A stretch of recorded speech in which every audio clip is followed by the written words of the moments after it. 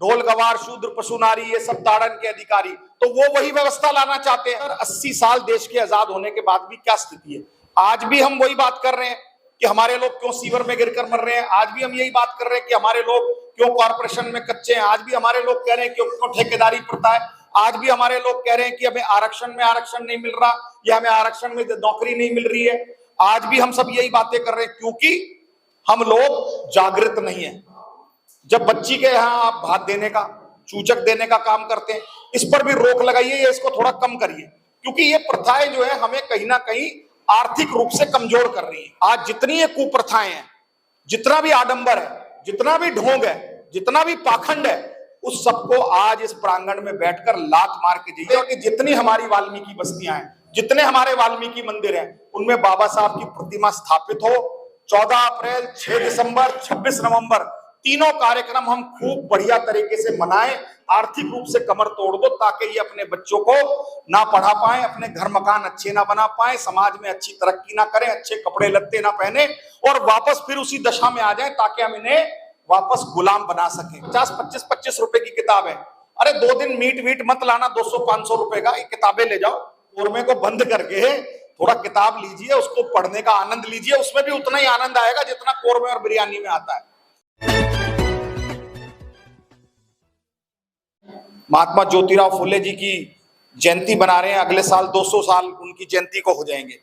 अब प्रचार किस चीज का करना? अभी बहुत आपने वक्ताओं का सुना होगा। मैं विशेष रूप से अपनी जो माताएं बहनें महिलाएं बैठी हैं उनसे बात करना चाहता हूँ। प्रचार हमें करना है, जो हमारे अंदर कुरीतियां हैं, गलतियां हैं, खामियां हैं, जो हम गलत करते आ रहे हैं फिर भी उसको सुधार नहीं कर रहे, उसका प्रचार करना है कि वो नहीं करना।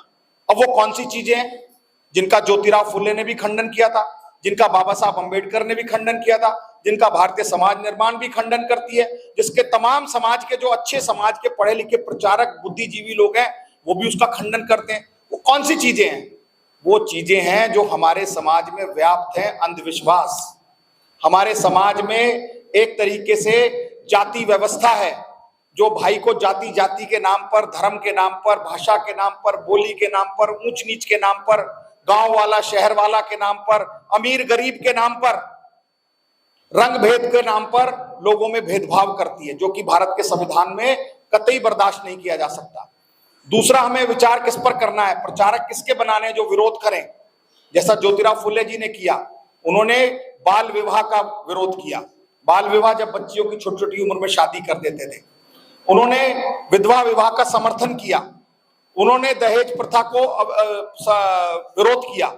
बच्चों की, महिलाओं की, विशेष रूप से कन्याओं की शिक्षा के लिए उन्होंने पहला स्कूल पुणे में खोला।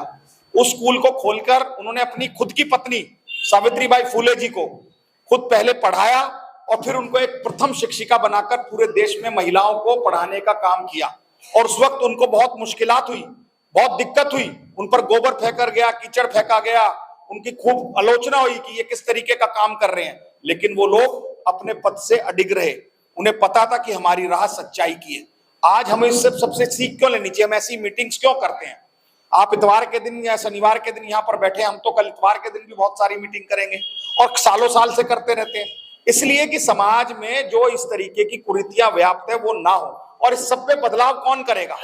इस सब में बदलाव सबसे पहले अगर कोई करेगा तो वो हमारे समाज की महिलाएं करेंगी, उस परिवार की माताएं करेंगी, उस परिवार की बहन बेटी करेगी, बहू करेगी, क्योंकि समाज में बदलाव केवल घर से आ सकता है।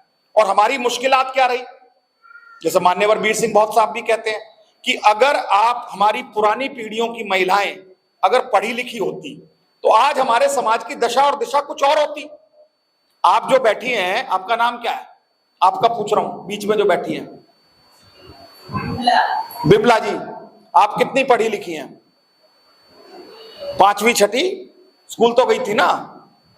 5वीं। देखो, अगर यही सोचिए कि एमए होती या बीए होती तो बिमला जी की आज बेटियां उससे भी ज्यादा पढ़ी होती, पीएचडी होती। अब जो बच्चे पढ़ रहे हैं वो अपने बाबा अपने बच्चों को उससे ज्यादा पढ़ाने की कुवत रखते हैं या पढ़ाने की कोशिश करते हैं या प्रयास करते हैं। तो इसलिए शिक्षा का जो प्रसार प्रचार कम हुआ है वही हमारी सबसे बड़ी मुश्किलात रही। खैर, हम देर आए हैं, दुरुस्त अब चल रहे हैं। हमारी थोड़ी गति थोड़ी कमजोर जरूर है, थोड़ी धीमी जरूर है, लेकिन मुझे लगता है हम अच्छी दिशा में हैं, क्योंकि मैं तो सकारात्मक बात करता हूं। समाज में बहुत सारा गड़बड़ हुई है, लेकिन हमें तो आगे बढ़ने के लिए सकारात्मक सोच रखनी पड़ेगी, सही दिशा पर चलना पड़ेगा। उस पर काम करने के लिए आप सब लोगों को इकट्ठा होकर आना पड़ेगा। और अब तो प्रचारक बनने के लिए कोई ऐसा भी नहीं है कि आपको 500 जगह मीटिंग करनी है। आप जो बच्चे अभी हनी है, ये भावना है, आज इन्होंने पढ़कर बताया ज्योतिराव फुले साहब का, ऐसी कोई और बातें भी जो इनको सही लगे आप रिकॉर्ड करिए ना, इंस्टाग्राम पर रिकॉर्ड करिए, व्हाट्सएप पर डालिए, फेसबुक पर डालिए और उसका प्रचार प्रसार करिए। अपने जो ग्रुप्स बनाए हैं स्कूल के, कॉलेजों के, अपने रिश्तेदारों के, उन पर बताइए उनको कि ये बात मैंने आज पढ़ी, फला महापुरुष के बारे में पढ़ी, मुझे बहुत अच्छी लगी, क्या हमें ये अपने मन जीवन में उतारनी चाहिए। अभी 14 अप्रैल को बाबा साहब का जन्म दिवस आ रहा है। बाबा साहब के बारे में आप सब जितने लोग हैं पढ़िए, पहले जानिए। ये सब किताबें जो है, अभी गुलामगिरी जो है, ये बहुत शानदार किताबें बाहर रखी है। एनहिलेशन ऑफ कास्ट बाबा साहब ने लिखी थी कि जाति प्रथा का विनाश, ये बड़ी फेमस किताब है, इस पर आप पढ़िए। 50-50, 25-25 रुपए की किताब है। अरे 2 दिन मीट वीट मत लाना, 200-500 रुपए का ये किताबें ले जाओ, दाल खा लेना, क्या फर्क पड़ जाएगा। ये तो थोड़ी है कि वो शनिवार इतवार पूरा कोरमा बनेगा। उस कोरमे को बंद करके थोड़ा किताब लीजिए, उसको पढ़ने का आनंद लीजिए, उसमें भी उतना ही आनंद आएगा जितना कोरमे और बिरयानी में आता है। तो इसको लेकर आप अपने अंदर उतारेंगे तो फिर आप अपने और लोगों को बता सकते हैं। यही काम जो है भारतीय समाज निर्माण संघ और बाकी सब लोग करना चाहते हैं कि इस साल में हम ज्यादा से ज्यादा समाज में प्रचारक तैयार करें, जो जाकर समाज में बताएं कि आज समाज की दशा दिशा 78-80 साल देश के आजाद होने के बाद भी क्या स्थिति है। आज भी हम वही बात कर रहे हैं कि हमारे लोग क्यों सीवर में गिरकर मर रहे हैं। आज भी हम यही बात कर रहे हैं कि हमारे लोग क्यों कॉर्पोरेशन में कच्चे हैं। आज भी हमारे लोग कह रहे हैं क्यों ठेकेदारी प्रथा है। आज भी हमारे लोग कह रहे हैं कि हमें आरक्षण में आरक्षण नहीं मिल रहा, या हमें आरक्षण में नौकरी नहीं मिल रही है। आज भी हम सब यही बातें कर रहे हैं क्योंकि हम लोग जागृत नहीं है। जब तक जागृत नहीं होंगे क्या होगा। अब ये इतना बड़ा मुखमेलपुर गांव है, इतने सारे लोग हमारे हैं, यहाँ वाल्मीकि समाज के लोग भी हैं, जाटव समाज के लोग भी हैं, लेकिन आज यहाँ इस प्रांगण में कितने लोग इकट्ठे हैं। यानी कि जितने लोग होने चाहिए उतने लोग नहीं हैं। लेकिन आप जितने लोग हैं अपने लिए बहुत जोरदार ताली बजाओ, क्योंकि आप जागृत लोग हो और आप इससे एक बदलाव लाओगे। जो बहुत सारी ट्यूबलाइट जल रही है, इनसे कहीं ज्यादा रोशनी एक दिए की आप उस दिए के रूप में काम करोगे। जो आज आप यहाँ से बात लेकर जाओगे उसको आप समाज में प्रचारित प्रसारित करें, और प्रचारित करें कि आज से प्रण लें कि ज्योतिराव फुले जिन्होंने नारी शक्ति के लिए काम किया, उनके बढ़ावे के लिए काम किया, सामाजिक न्याय के लिए काम किया, आज उनसे हम सीख लेकर यहां से जाएं और अपने परिवारों में, अपने अंदर, सबसे पहले तो अपने अंदर बदलाव करें, फिर परिवार में, रिश्तेदारों में बदलाव करें। क्या बदलाव करने हैं? पहला बदलाव करना है कि अपने घरों में जो बच्चियां हैं, ये भावना है, हन्नी जैसी और बच्चियां, इनको अच्छी शिक्षा दीक्षा देनी है। इनका दहेज इकट्ठा नहीं करना। इनका असली दहेज क्या है कि आप इनको पढ़ा दीजिए, ये अच्छी जॉब करेंगी, यही इनका दहेज है। दूसरा क्या करना है, आपने समाज में जो बड़ी बड़ी शादियों के आडंबर लगाने शुरू कर दिए, दिखावा करना शुरू कर दिया है। अरे जिनके पास करोड़ों रुपए हैं वो ये करते रहे। हम लोग कर्जे में लेकर इतने बड़े बड़े पंडाल, इतनी बड़ी बड़ी शादियां, 8-8, 10-10 फंक्शन क्यों कर रहे हैं? उसको सादगी से करिए।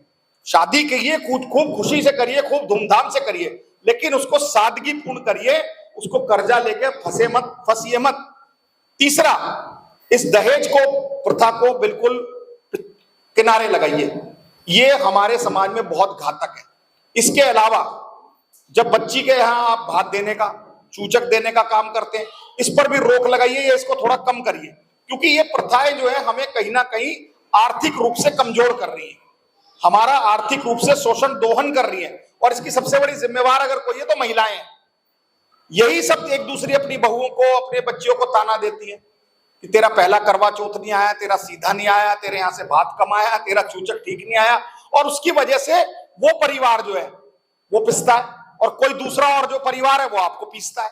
और इस सब पीसने में क्या हो रहा है, आप लोग जो कर्जे पर पैसा ले रहे हो, वो कर्जे पे कर्जा, कर्जे पे कर्जा, कर्जे पे कर्जा चले जा रहा है, और उससे फिर हम लोग निकल नहीं पा रहे हैं। वही पैसे आप अपने बच्चों की शिक्षा दीक्षा में लगाएंगे तो बच्चों का उत्थान होगा। आज जितनी ये कुप्रथाएं हैं, जितना भी आडंबर है, जितना भी ढोंग है, जितना भी पाखंड है, उस सबको आज इस प्रांगण में बैठकर लात मार के जाइए और इसमें बदलाव करिए। जब आपके अंदर बदलाव दिखेगा तो लोग खुद ब खुद कहेंगे हाँ ये सच्चे अम्बेडकरवादी हैं, हाँ ये सच्चे संविधान मानने वाले हैं, हाँ ये सच्चे फूले अम्बेडकर सावित्रीबाई के मिशन को प्रचार प्रसार कर रहे हैं। खाली जय भीम नमो बुद्धाय कहने से, खाली सावित्रीबाई फुले की जय करने से, कभी खाली जय भीम बोलने से कोई बदलाव नहीं आने वाला। बदलाव आप अपने अंदर कुरीतियों को हटाइए, आप जो हमारे समाज में कुप्रथाएं हैं उनको हटाइए, अपने बच्चों को अलग थलग दिखाने का प्रयास करिए, उनको आगे ले जाने का प्रयास करिए। जब एक जनरेशन आगे जाएगी तो आप देखिएगा किस तरीके से समाज में खुशहाली आएगी, एक प्रसन्नता आएगी, एक नई जोश, एक नया खरोश आएगा। ये मैं समझता हूं। आज प्रण लीजिए कि मुखमैलपुर एक ऐतिहासिक गांव है और आज हम ऐतिहासिक सभा भी कर रहे हैं यहाँ से, क्योंकि बीर सिंह बहुत साहब ने यहाँ से 100 से ज्यादा सभाएं करने का एक मिशन ठाना है। तो पहली सभा जो हमारी हुई है, हम चाहते हैं कि यहाँ से अगले साल कोई ना कोई बच्चा कोई टॉप करे किसी भी चीज में, 12th में करे, कहीं यूपीएससी में करे, कहीं इंजीनियरिंग में करे, डॉक्टरेट में करे, पीएचडी में करे, कोई इंजीनियरिंग में करे, कोई लाइब्रेरी में करे, कोई लेक्चरर बने, कुछ भी करे, लेकिन कोई बच्चा यहाँ से निकल के जाए, हमें भी एक सम्मान और एक गर्व महसूस हो, खुशी महसूस हो कि हम सब लोग जब यहाँ 3 घंटे बैठे तो उसका कोई बदलाव आया। उस बदलाव में मुखमैलपुर गांव ने जो हमने शुरुआत की थी उसमें कुछ एक नयापन आया, यहाँ से कोई बच्चा या बच्ची हमारा निकलकर आगे आया। आने वाले समय में हम और फिर आएंगे, दोबारा फिर आपसे बात करेंगे, तो तब हम कोशिश करेंगे इस सभागार में जो महिलाएं आए, औरों से भी हम चिंतन मंथन करें, औरों से भी हम बातचीत करें। दूसरा, हमारे बहुत सारे कार्यक्रम अभी इस महीने लगे हुए हैं, आप सब लोग जो जो आ सकते हैं उन कार्यक्रमों में भी हिस्सा बने। अपने और दूसरे व्यस्त कार्यक्रमों को छोड़ के समाज में जो इस तरीके के चिंतक कार्यक्रम होते हैं, सामाजिक कार्यक्रम होते हैं, उनमें जाकर बैठिए। अगर आप प्रचार प्रसार भी नहीं कर सकते, कार्यक्रम ऑर्गेनाइज भी नहीं कर सकते, तो कम से कम ऐसे कार्यक्रमों में जाकर 1.5-2 घंटा बैठिए, सुनिए। जब आप सुनना शुरू करेंगे तो आपके दिमाग के जो तार हैं वो खुलेंगे। आप जब जो प्रचारक लोग आपके बीच में आते हैं वो आपको जो बताते हैं उनका बहुत समय का रिसर्च है, बहुत समय का एक्सपीरियंस है, वो बहुत जगह जा चुके होते हैं, उनको पता है कि आप लोगों से क्या बात करनी है, आप लोगों को क्या समझाना है। तो जितनी सभाएं आप अटेंड करेंगे, जितनी सभाओं में आप जाएंगे, क्योंकि वैसे भी तो आप जाते हो पता नहीं कहां रिश्तेदारियों में चले जाते हो, बस पकड़ते हो, फिर 3 व्हीलर करते हो, फिर ऑटो करते हो, तो आप ऐसी सभाओं में भी जाइए, उनकी बात भी सुनिए। आने वाले समय में जैसे आज ये सुनीता बहुत बैठी है यहाँ पर, हम आप में से बहुत सारी महिलाओं को चुनेंगे और आने वाले समय में हम ऐसा दिन भी देखना चाहते हैं कि इस मंच पर केवल महिलाएं बैठी हों, माताएं बहनें बैठी और हम सब लोग आगे बैठकर आपको सुने और आप हमें बताएं कि अब समाज को क्या नई दिशा देनी है। ये तैयारी करने का काम भारतीय समाज निर्माण संघ कर रहा है, सामाजिक जो मोर्चे बने हुए हैं वो ये काम कर रहे हैं। तो आप में इस सब को काम करने के लिए मैं समझता हूं आगे बढ़ने की आवश्यकता है, क्योंकि सभा में बहुत सारे लोग और बोल रहे हैं और भी 1-2 लोग बोलेंगे, लेकिन मैं अंत में सिर्फ आपको यही कहना चाहूंगा कि हम सब लोग बहुत सारी सभाएं कर रहे हैं।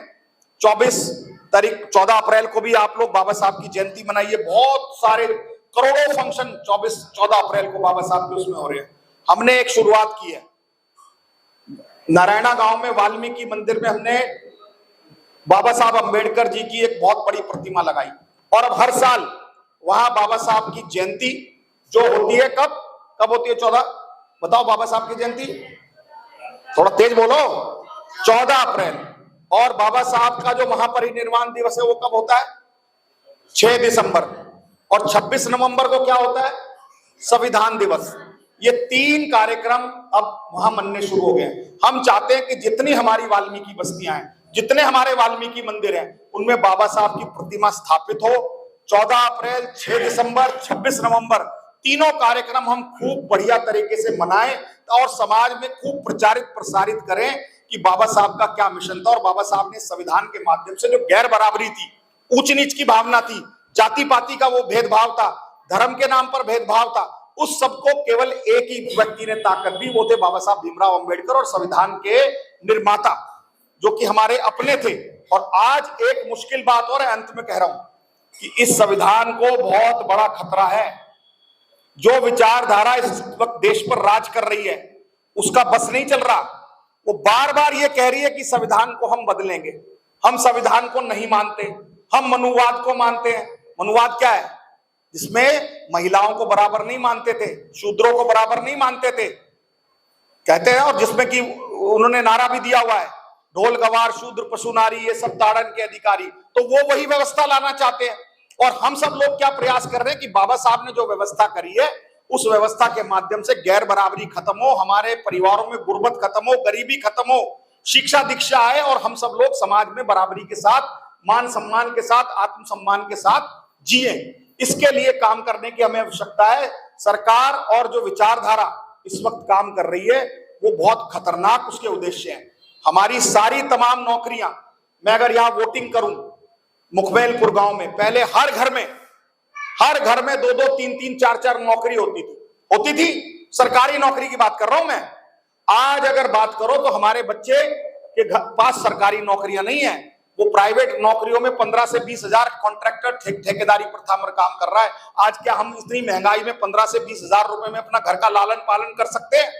एक जमाना था जब एक घर में 4-4, 5-5 सरकारी नौकरियां होती थी। नौकरी के बाद उसको टीए भी मिलता था, उसको हेल्थ बेनिफिट भी मिलते थे, बाद में रिटायरमेंट के बाद पेंशन भी मिलती थी। और तो और महिलाएं भी हमारी सरकारी नौकरी पे और म्युनिसिपैलिटी कमेटी में होती थी। आज सब वो खत्म कर दिया गया क्योंकि वो जानते थे कि इनको सरकारी नौकरी जो मिली है, इनको 22-22 गज के जो प्लॉट मिले हैं, इनको 20 सूत्रीय कार्यक्रम में जो प्लॉट मिले हैं, इनको सब प्लान का जो पैसा मिला है, इनको एससीएसटी फाइनेंशियल कॉर्पोरेशन से जो लोन मिल रहा है, इस सबको बंद कर दो, इनकी आर्थिक रूप से कमर तोड़ दो ताकि ये अपने बच्चों को ना पढ़ा पाए, अपने घर मकान अच्छे ना बना पाए, समाज में अच्छी तरक्की ना करें, अच्छे कपड़े लत्ते ना पहने और वापस फिर उसी दशा में आ जाए ताकि हम इन्हें वापस गुलाम बना सकें। तो क्या आप लोग वापस उसी दिशा में जाना चाहते हो या आगे बढ़ना चाहते हो?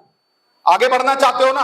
तो आगे बढ़ना चाहते हो तो तैयार हो जाओ संघर्ष करने के लिए। बिगर भागे दौड़े, बिगर संघर्ष करे, बिगर सामाजिक न्याय की लड़ाई लड़े और इकट्ठा होकर, तैयार होकर ऐसी सभाओं में आइए, ऐसी सभाएं लगाइए, प्रचारक बनिए और बाबा साहब का, संविधान का, सामाजिक न्याय का खूब प्रचार प्रसार करिए। तभी हम इस सरकार से, हम इस विचारधारा से, हम उस गुलामी से बच सकते हैं और अपने बच्चों को आगे बढ़ा सकते हैं। इन्हीं शब्दों के साथ बहुत बहुत दिल की गहराइयों से मुखबेलपुर गांव के लोगों का, विशेष रूप से जो अपने सुरेश जी हैं, रणधीर जी हैं, इस गांव के लोगों का मैं उन्हें धन्यवाद करता हूं।